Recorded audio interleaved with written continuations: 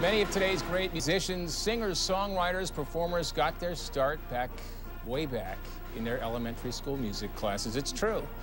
Unfortunately, some music programs at schools across the state are running low on money and equipment, and that's why a couple of local bands in Norman decided to hold a benefit concert to raise money for the music department at Jefferson Elementary School. This is a really cool thing they're doing, and joining us now to talk about it is Carol Webb, who's the music teacher at Jefferson, and Aaron Holt, who's the lead singer.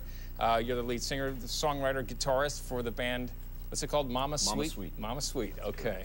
Well, thanks to both of you for coming in today. I appreciate it. Thank you. Carol, talk about your music program. How many students do you have? I have around 350 students that I see every other, I see all of the total every 2 days. So I have half one day and half of the group the next day. And you're saying some of the instruments that you guys use have been there longer than you've been teaching, which is 14 years. Jefferson's the oldest school in Norman, so it's over 100 years old, and some of the instruments might be that old. Not old. Yeah.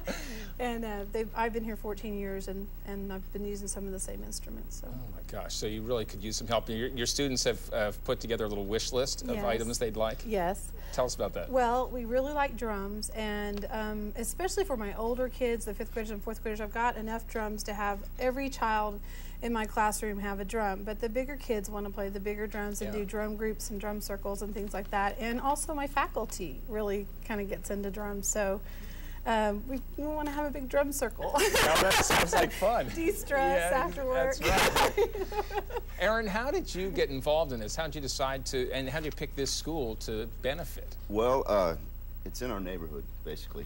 We had come up with the idea that we wanted to help out because, you know, like you said, a lot of times funding for the arts and the music is the first thing to go. So fortunately, we're in the position right now to where we can help out. So we did a little homework, found Miss Webb, and decided that that's what we wanted to do. And you got some other bands who are going to help out? Yeah, there's three bands. It's a band called McSalty. It's going to start at 8 o'clock. A band called The Gunship after that, and then we'll be on at 11. Okay, and so you guys, Mama Sweet, you're going to be playing, obviously. What sort of music do you guys play? What kind of a band we call it Oklahoma music. You know, okay. It's kind of a mix between country and rock, and it's all original material. Just one of those things where you just kind of have to hear it. How long have you guys been around? We've been around for about 4 years, off and on, playing around the metro and surrounding states. Here's the information, by the way, on the benefit. Tunes for Tomorrows, we're calling this. It's a benefit concert, and it's tomorrow night, right? Yep. From 8 to 2 a.m., and it's at the deli in Norman. $5 to get in? Absolutely, $5, and 100% of the proceeds go to Miss Webb's program.